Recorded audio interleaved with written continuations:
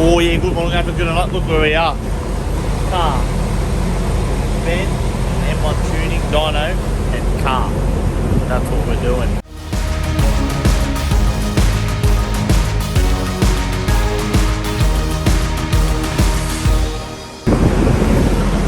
Alright, every time we bring a car to Benny's a bit bigger bloke than me anyway. And a bucket seat's not. Certain bucket seats, yes. You'll have to see this in a moment once he's out. But basically, there's no seats, and he's on cushions. Look, he's not impressed. Definitely, we're gonna have an extra charge on this time.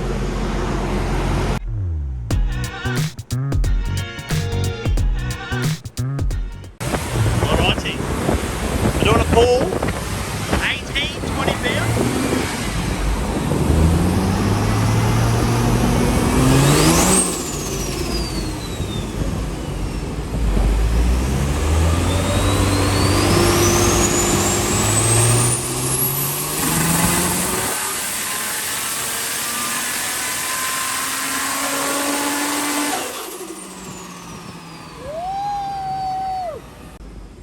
Boys, that's the spiciest. I've never stood in here with the gate that loud.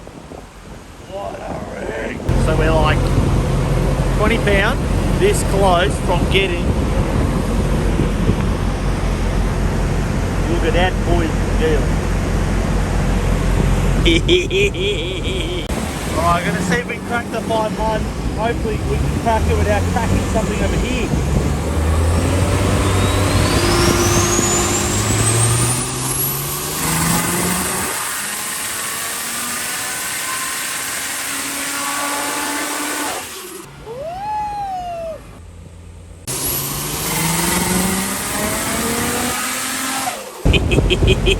So that's a wrap. The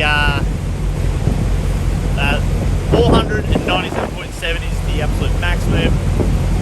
We're not chasing numbers. We kind of were a little bit there for a second. And see if it cracked the 500. It hasn't. There's no need to crack the 500 because it's a drift car. It doesn't need it. Like the amount of torque this thing's got is insane. So that's a fairly small turbs in considering like the stuff we have a little bit bigger than the Turbski AU. So the 6 boost, that'll obviously make the thing. The Rajab, I reckon the Rajab's probably helping us. Now then, 100 mil cooler is doing its thing. Oh yeah, I thought I'd let you know an update, but the car's good. That was the seat, so you can see why Ben was not impressed with the seat. I'm impressed with this seat, but... Alright, onto the engine bay. Basically, I'm going to give it a rundown what we have in the engine bay, kind of what we used, who has helped us. So starting off the bat, hypergear turbo, because it's the first thing I want to know before you run. It's an ATR, I believe, 43 SS 3020 turbo from Hypergear Turbo in Victoria. So that's that. It's mounted onto a 6 boost manifold, straight from the normal stock engine, 50mm turbo smart wastegate.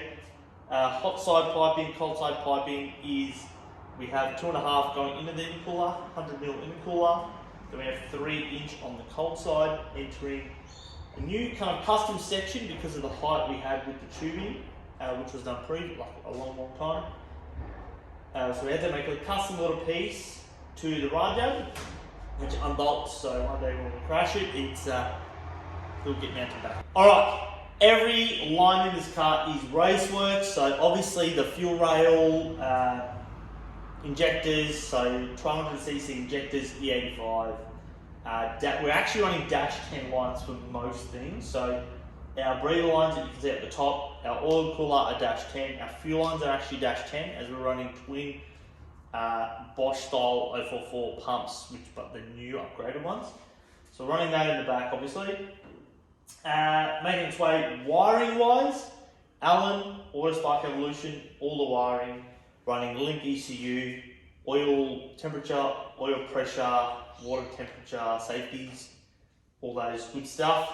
LS coils all wired in, obviously Bennett M1 tuned it, and probably most work in terms of stuff is Petey from Case Fabrication, which did mount the wastegate onto the exhaust manifold, custom piece to the inlet, the piping, the dump pipe, mounting the rad, all the little fancy things you see here. Anything basically welding wise was PD. Cooler's kind of snug down the back here because I want it kind of away from the front, but somewhat getting a bit of heat, but I really wanted short lines, so we've established that. We have a Turbo Smart FPR 2000 fuel regulator mounted on the side there, all nice and snug. Obviously the main goal is to make this as neat as possible. We also have obviously a Mac valve controlling the turbo, the boosts, up in the top corner there. Braided lines to suit, so we didn't have any issues on the dyno, which was great. Actually, we only had one issue on a test drive, is our belt yeeted, which it was slightly too long, so good test because the belt already fell off. So we're going to do a slightly shorter belt. This is some of the belt. 3-inch exhaust, doesn't seem to have any back pressure problems. Benny checked that out because he was like, I reckon it's too small, but it's spicy, it's good. The turbo rear housing, sorry I forgot to mention to you guys, is a 0.82 rear, so a little bit bigger than what I normally run. The main reason I went a little bit bigger is so, because I knew we had to pull it into our head and a bigger cam, so that would kind of make do, plus the 6 boost blows spicy, so that's what makes the spicy sounds. So extreme clutch, twin plate, T56 in the back, 350Z diff, all the spicy stuff, new alternators, new harmonic balances, all the stuff. Bottom end is dead standard, we haven't even got rings or anything like that, so it seems to be holding up, that's the main thing. So we're going to, we've down tuned it anyway, it's only running 470, so it should be alright to work. You don't really simply need to kind of mash the throttle anymore, so because it just turns the tyres. So that is all that for this one.